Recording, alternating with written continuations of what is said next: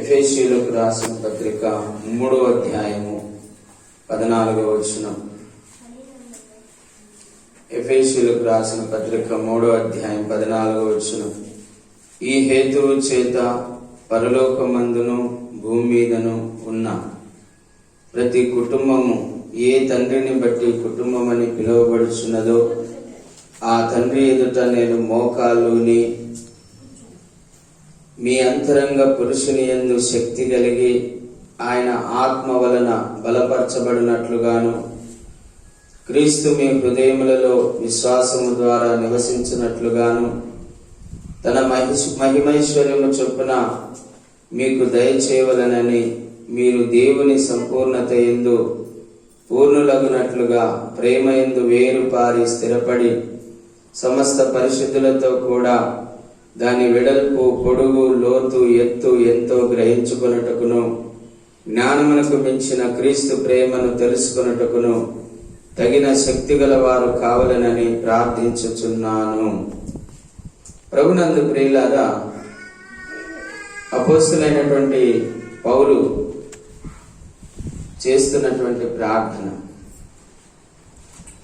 మనందరికీ తెలుసు. ప్రార్థన అంటే పరిశుద్ధాత్మ దేవుడు చేయించే ప్రార్థన. వాక్యం యొక్క మూలాధారం రోమా 8:26.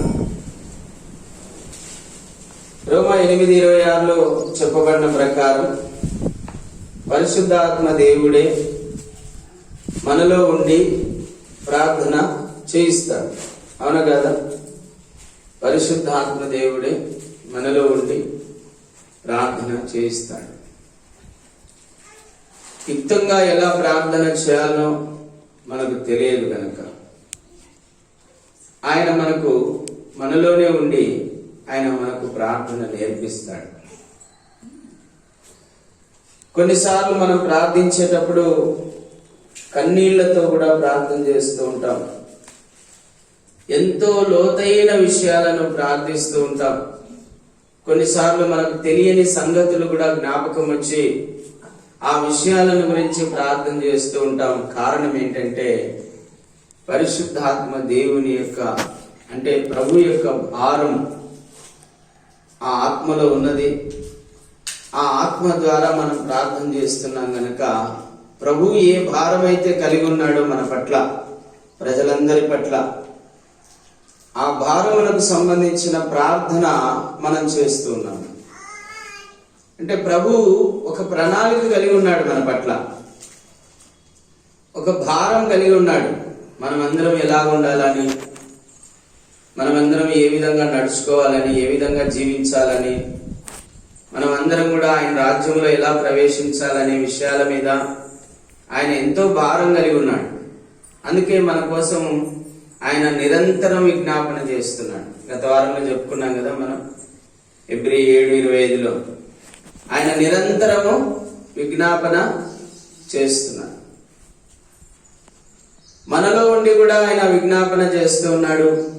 మనలో ఉండి కూడా ఆయన మనకు ప్రార్థన నేర్పుతూ ఉన్నాడు. ఆయన మనలో ఉండి కూడా మనకు స్తుతి ఆరాధన కూడా నేర్పుతూ ఉన్నాడండి. అంటే దేవుణ్ణి ఎలా స్తుతించాలి, ఎలా ఆరాధించాలి అనే విషయాలను కూడా ఆ ప్రభువే మనకు అన్ని నేర్పుతూ ఉన్నాడు. అందుకే మనం ఇంత చక్కగా ఆరాధించగలుగుతున్నాం, ఇంత చక్కగా మనం స్తుతించగలుగుతున్నాం, ఇంత చక్కగా మనం ప్రార్థించగలుగుతున్నాం.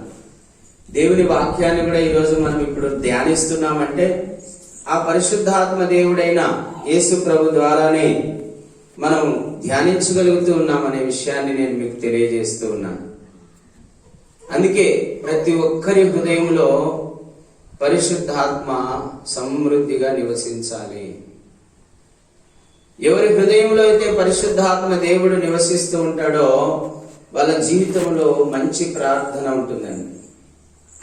ఎవరి జీవితంలో అయితే పరిశుద్ధాత్మ దేవుడు వాళ్ళ హృదయంలో నివసిస్తూ ఉంటాడో వాళ్ళకు చక్కని నడవడిక, చక్కని మాట తీరు, చక్కని ప్రవర్తన, చక్కని గుణలక్షణాలు, చక్కని వివేచన, చక్కని ఆలోచన ఉంటుందండి. వాళ్ళు చక్కగా నడిపించబడతారు. అపోస్తలుడైన పౌలు కూడా పరిశుద్ధాత్మ ద్వారా చేస్తున్నటువంటి ప్రార్థన చూడండి. నేను చదువుతూ ఉన్నాను, ఒక్కొక్క వచనాన్ని మనం ధ్యానం చేద్దాం. పరలోకమందును భూమి మీదను ఉన్న ప్రతి కుటుంబము ఏ తండ్రిని బట్టి కుటుంబం అని పిలువబడుచున్నదో ఆ తండ్రి ఎదుట నేను మోకాళ్ళుని ప్రార్థన చేయుచున్నాను. చూడండి, అపోస్తలుడైన పౌలు మనము ఎవరినైతే మనం తండ్రి తండ్రి అని పిలుస్తూ ఉన్నామో, ఎవరైతే తండ్రి అయినాడో ఈ భూలోకంలో ప్రతి కుటుంబానికి తండ్రి ఉన్నాడు. ఆయనే పరమ తండ్రి, పరమాత్ముడు, ప్రభు అయిన యేసుక్రీస్తు. ఈరోజు ప్రభు అయిన యేసుక్రీస్తుని బట్టే మనం అందరం కూడా ఒక కుటుంబంగా ఇక్కడ కూడుకున్నాం. మనం అందరం కూడా యేసయ్య పిల్లలం. ఆయనే మనకు తండ్రి, మనం అందరం కూడా ఆయన పిల్లలం. మనం అందరం కూడా ఆయన పిల్లలం. ఆయన మనకు తండ్రిగా ఉన్నాడు. ఆ ప్రభు అయిన యేసుక్రీస్తు ఎదుట మోకాళ్ళుని ప్రార్థన చేస్తూ ఉన్నాడండి ఆయన సన్నిధిలో. ఎవరు?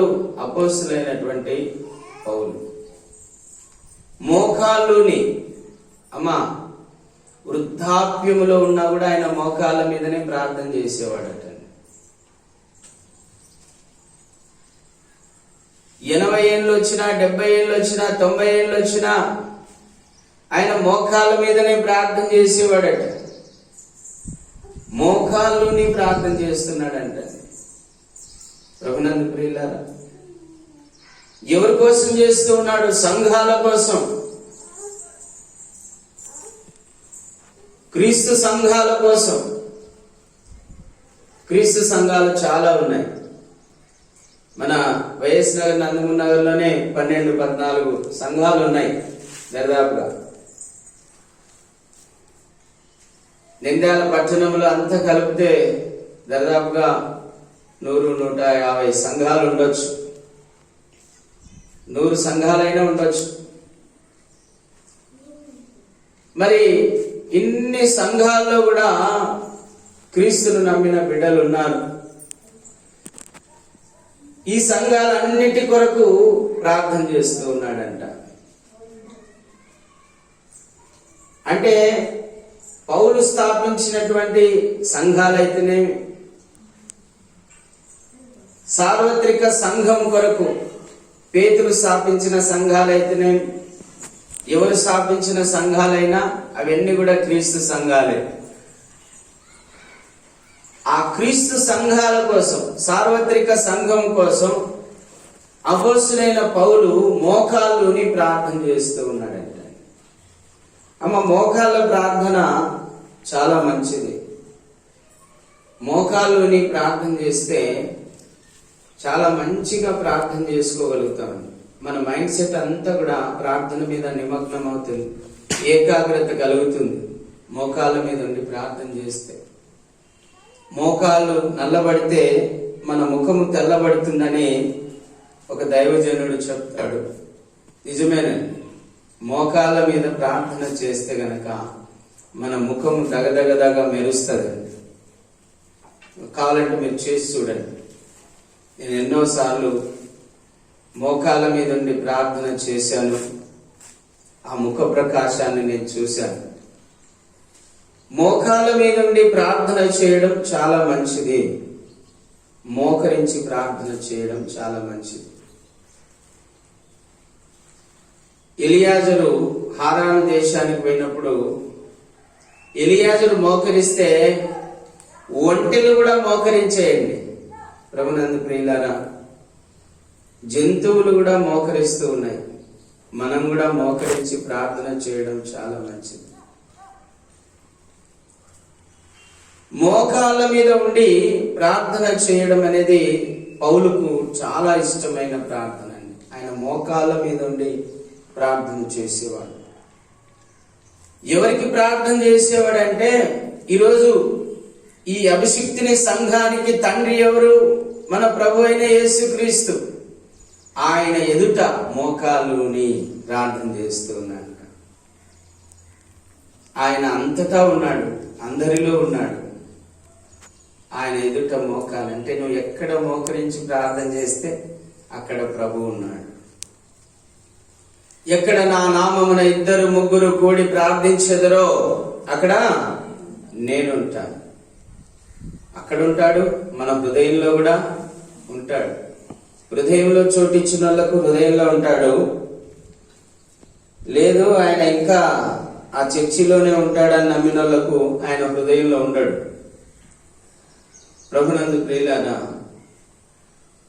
ఇక్కడ పౌలు చేస్తున్న ప్రార్థన మనం ఆలకించుదాం, బాగా వినండి. ఏ తండ్రిని బట్టి కుటుంబమని పిలువబడుచున్నదో ఆ తండ్రి ఎదుట నేను మోకాళ్ళుని మీ అంతరంగ పురుషుని యందు శక్తి కలిగి ఆయన ఆత్మ వలన బలపరచబడినట్లుగా. అంతరంగ పురుషుని యందు శక్తి కలిగి ఆత్మ యందు మనం బలపరచబడాలంటే ఆత్మలో బలపరచబడాలి. ఎవరైతే ఆత్మలో బలపరచబడతారో, ఎవరైతే ఆత్మను సమృద్ధిగా కలిగి ఉంటారో వాళ్ళు శక్తివంతులు అవుతారండి. వాళ్ళకి అసాధ్యమైంది ఏది ఉండదు. వాళ్ళు సమస్తమును సాధించగలుగుతారు. అందుకే మనం ఆత్మలో శక్తివంతులం కావాలి. అంటే ఆ పరిశుద్ధాత్మ శక్తితో మనం నింపబడి ఉండాలని పౌలు ప్రార్థన చేస్తూ ఉన్నాడండి. మీరు ఎప్పుడైనా ప్రార్థన చేసుకున్నారా? ప్రభా, నేను ఎప్పుడు కూడా నీ ఆత్మశక్తితో నింపబడి ఉండాలి, అరికాలు మొదలుకొని నడినెత్తి వరకు నీ పరిశుద్ధాత్మతో నేను నింపబడి ఉండాలి ప్రభా అని ఎప్పుడైనా ప్రార్థన చేశారా? నీ పరిశుద్ధాత్మ శక్తి కలిగి నేను ఉండాలి ప్రభా అని ఎప్పుడైనా ప్రార్థన చేశారా? నేను చెప్తున్నాను, బాగా వినండి. ప్రార్థన చేసుకోనప్పుడు నువ్వు శక్తిహీనునిగా ఉంటావు. ఏ రోజైతే నువ్వు 1-2 గంటల సేపు బాగా ప్రార్థన చేసుకున్నావో మనస్ఫూర్తిగా, ఆ రోజు నువ్వు శక్తి కలిగి ఉంటావండి. ఏం శక్తి అంటే పరిశుద్ధాత్మ శక్తి. హల్లెలూయా. ఎప్పుడైతే నువ్వు పరిశుద్ధాత్మ శక్తితో నింపబడి ఉంటావో నిన్ను చూస్తేనే దయ్యాలు వణుకుతాయి. నువ్వు ప్రార్థన చేస్తే రోగులు స్వస్థత పొందుతారు. నువ్వు ఆజ్ఞాపిస్తే దయ్యాలు వెళ్ళిపోతాయి. నువ్వు ప్రార్థన చేస్తే అద్భుతాలు జరుగుతాయి. నువ్వు ప్రార్థన చేస్తే సూచక్రియలు, మహత్కార్యాలు జరుగుతాయి.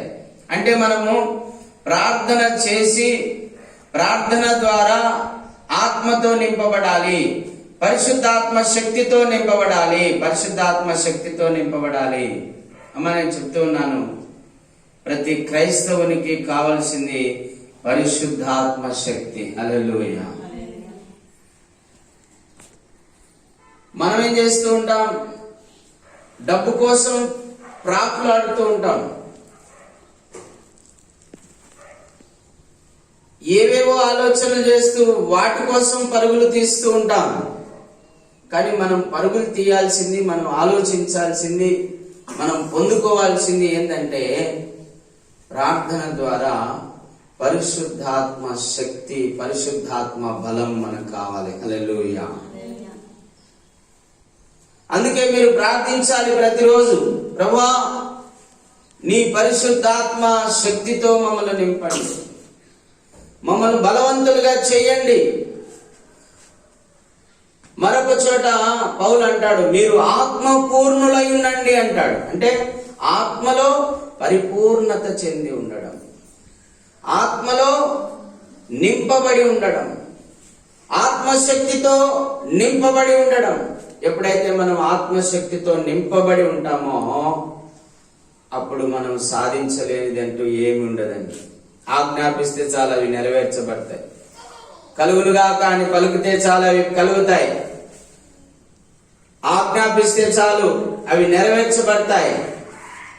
గద్దిస్తే చాలు దయ్యాలు పారిపోతాయి. ఆత్మ పూర్ణులై ఉండాలి, ఆత్మ బలంతో నింపబడి ఉండాలి, ఆత్మ శక్తితో మనం నింపబడి ఉండాలి అని పౌలు మనకు నేర్పుతూ ఉన్నాడండి. అమ్మా, మీరు ఈ రోజు నుంచి మీరు చేయాల్సినటువంటి ప్రార్థన ఏంటంటే, మన అంతరంగ పురుషుడైనటువంటి పరిశుద్ధాత్మ దేవుని శక్తితో మనం నింపబడి ఉండాలి.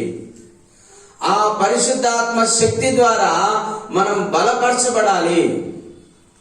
ఆ పరిశుద్ధాత్మ శక్తి యొక్క క్వాంటిటీ మన దేహంలో 100% కనుక నింపబడి ఉంటే, ఇదిగో మీ శరీరాలు కూడా, మరణమునకు లోనగు మీ శరీరాలు కూడా తన ఆత్మ ద్వారా జీవింపజేయబడతాయి. హల్లెలూయా.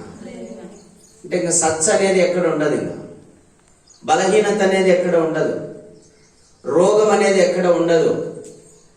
అంటే దేవుని ఆత్మతో ప్రతి దినము నువ్వు నింపబడాలి.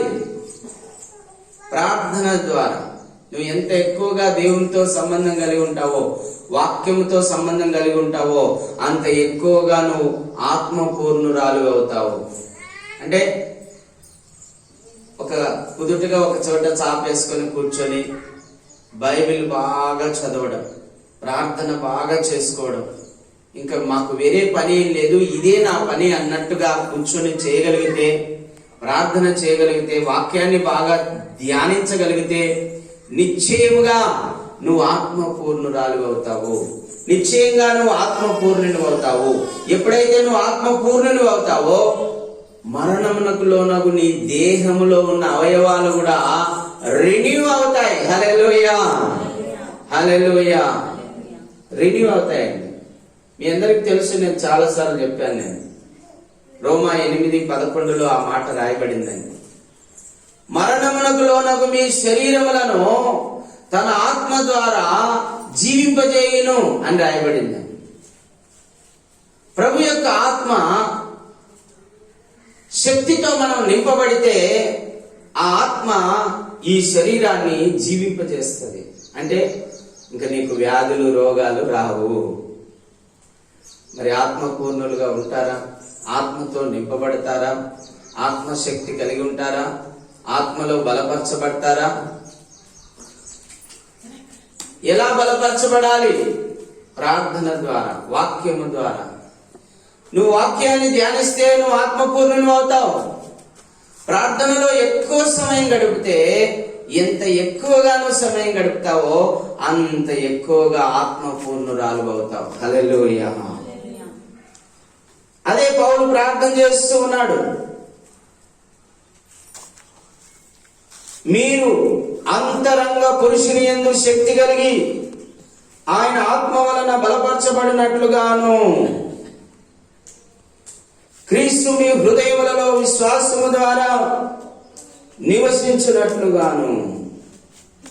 క్రీస్తు ఎక్కడ నివసించాలంటమా? మన హృదయములో నివసించాలంట. మరి ఆయన నివసించాలంటే ఏం చేయాలంట? మనము విశ్వాసం ఉంచాలి. ఏ విశ్వాసము? ప్రభు చెప్పిన వాక్యానుసారంగా, ఇదిగో నేను సదాకాలం మీతో కూడా ఉంటాను, మీ యొద్దకు వస్తాను, మీలో నివసిస్తాను, మీలోనే ఉంటాను అని చెప్పిన ఆ ప్రభు మాటను నువ్వు నమ్మితే ప్రభు నీలోకి వస్తాడు, నీలో నివసిస్తాడు. హల్లెలూయా.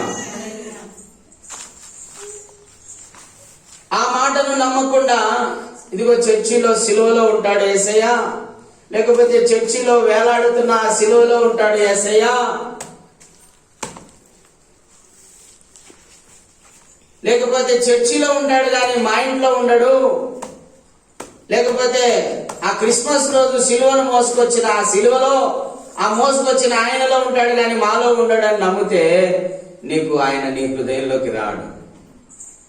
ఆయన ఎక్కడుంటాడంటే నీ హృదయంలో చోటిస్తే ఆయన నీ హృదయంలో నివసిస్తాడండి.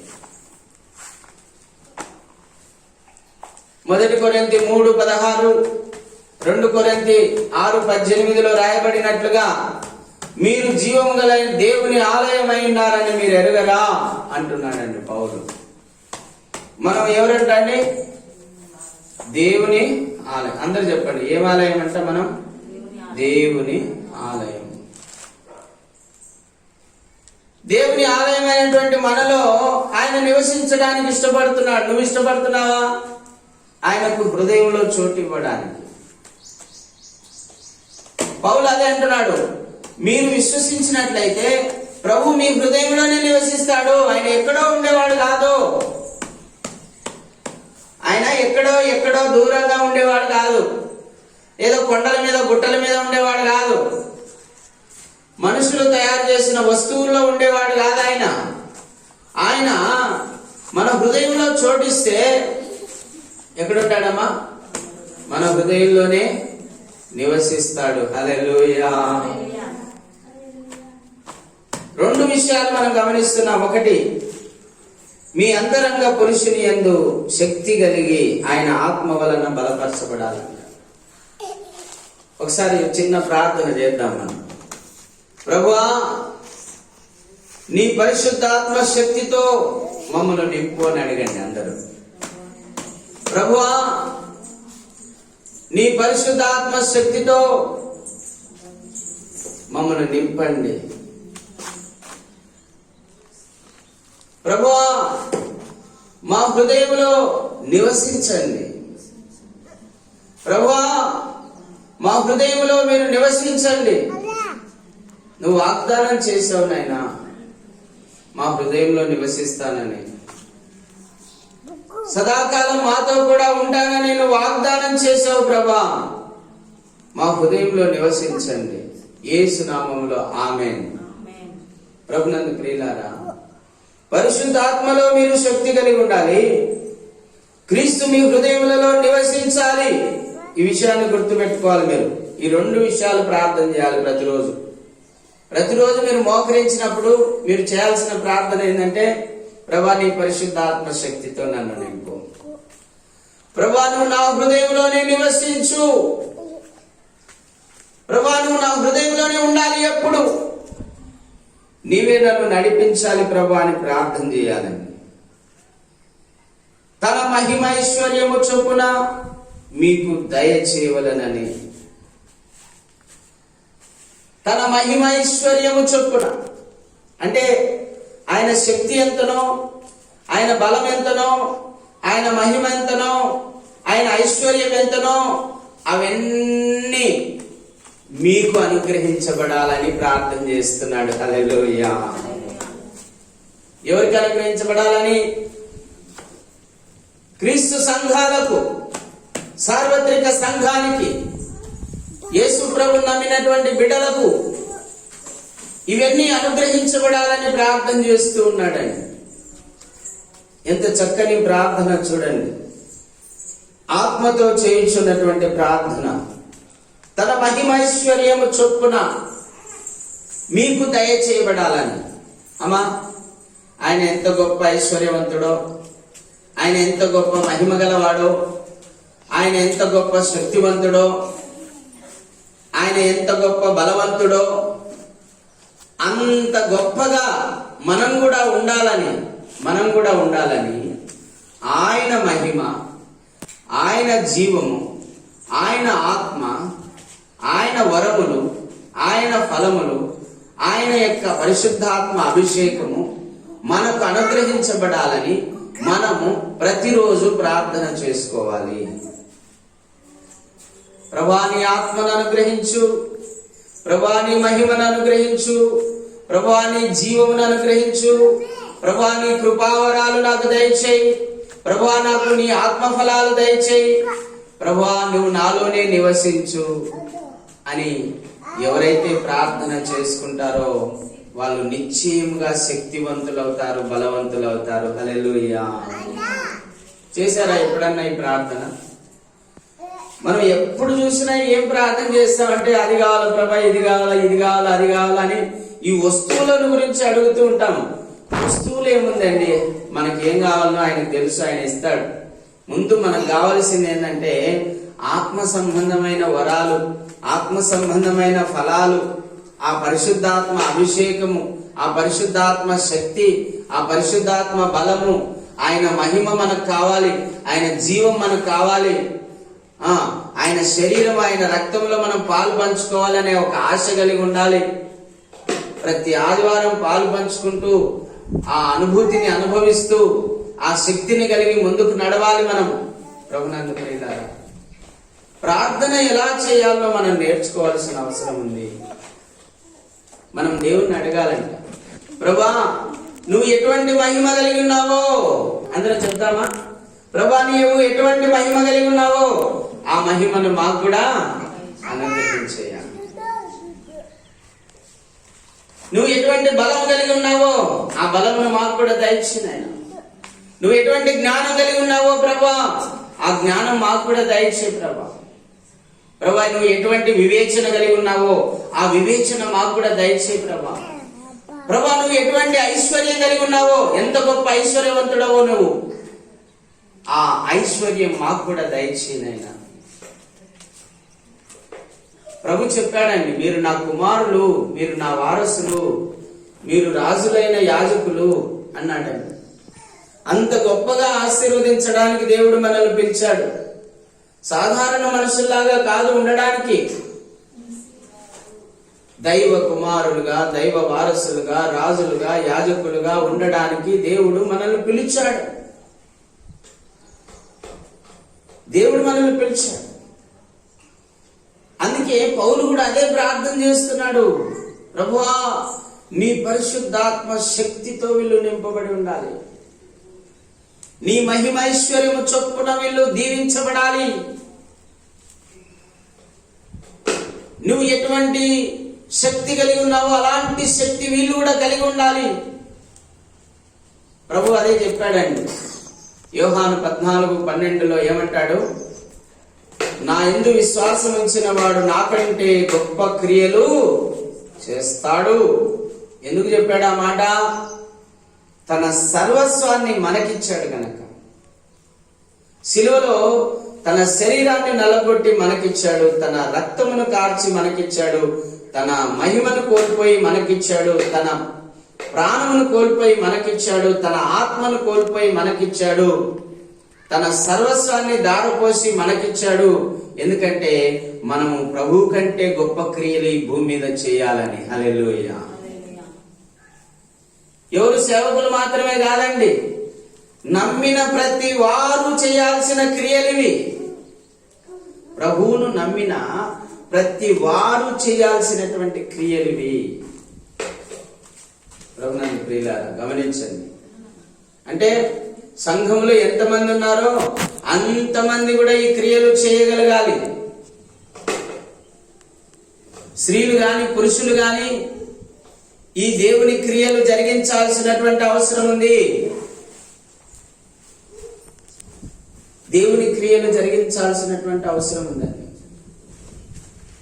ప్రభునందు ప్రియులారా, యేసు క్రీస్తు ప్రభువును నమ్మిన ప్రతి వారు దయ్యములను వెళ్ళగొట్టగలుగుతారు, రోగులను స్వస్థపరచగలుగుతారు, అన్య భాషల్లో మాట్లాడగలుగుతారు, అన్య భాషలకు అర్థం చెప్పగలుగుతారు. విషకరమైనది ఏదైనా వాళ్ళు తాగినా అది వాళ్ళకు హాని చేయదు. ఇన్ని వాగ్దానాలు ఉన్నాయి, ఇన్ని శక్తివంతమైన కార్యాలు మన జీవితాల్లో జరుగుతూ ఉన్నాయండి. ప్రభునందు ప్రియులారా, అందుకే ప్రతి విషయంలో ప్రార్థన చేసుకొని మనము భుజించాలి, ప్రార్థన చేసుకొని పానం చేయాలి. ప్రార్థన చేసుకొని ప్రతిదీ కూడా చేసినప్పుడు అవన్నీ కూడా పవిత్రములైపోతాయి. దేవునికి స్తోత్రము చెప్పి భుజిస్తే ఆ భోజనం కూడా పవిత్రమైపోతుందని పౌలు చెప్తాడండి.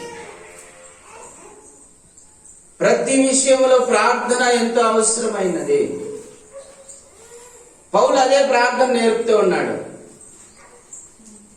చూద్దాం. మీరు దేవుని సంపూర్ణత యందు పూర్ణులగునట్లుగా,